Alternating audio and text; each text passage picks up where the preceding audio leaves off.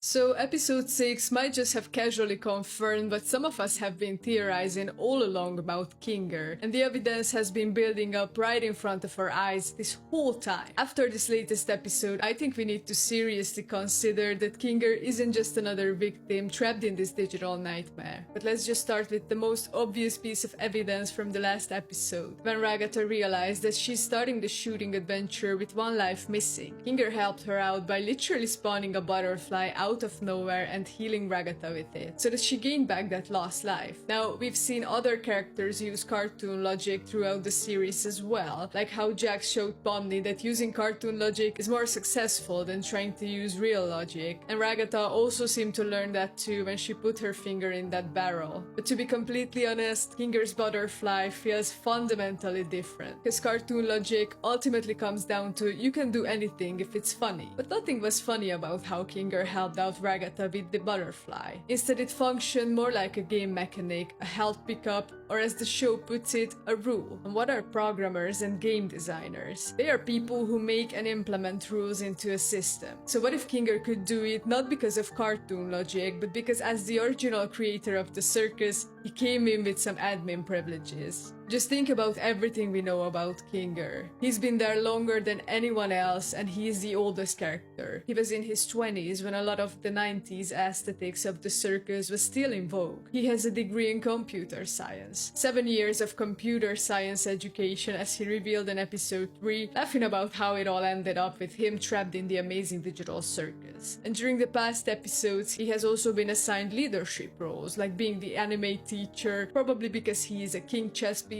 and his wife was a queen chess piece. And there's this whole Cain and Abel connection that's been staring us in the face. Now we can actually be certain that CNA stands for Cain and Abel, and CNA is also the company that seems to be responsible for running the circus. And Cain and Abel were the first two sons of Adam and Eve in the Bible, the founders of different tribes of humanity after their parents. And this has led to a popular theory that the digital circus video game was designed by a team of brothers who called themselves Cain and Abel. And here's where it gets absolutely insane. What if Kinger is actually Abel? Think about the biblical story. Cain killed Abel because he was jealous of the blessing that Abel was receiving from God, and that has some dark implications for the show. Because picture this, Abel, whose avatar became Kinger, is a successful computer programmer with 7 years of education under his belt. The real Cain may have been someone with the personality we see in the AI Cain, so someone who wants to control everything to be validated as great and amazing, someone who saw themselves as rather talented creatively, but maybe not as much with programming. With Kinger's background in computer science, he may have been the one that brought the real Cain's ideas to life, combining Cain's creative vision and Kinger's programming skills to create the game. But something went horribly wrong. Maybe wanting more of the share for himself, the real Cain could have devised a trap, maybe exploding a known glitch that trapped his brother in the game, leaving his body comatose or worse. And so Abel ends up trapped in his own creation, his mind scattered and confused, unable to remember who he really was. And this explains why Kinger is usually too out of it to actually use his admin privileges effectively. And he probably can't directly override Cain, but he can make small additions that help his fellow circus members, like the butterfly for Ragatha. And here's what really got me. I couldn't help but hate myself for the things I thought I was responsible for.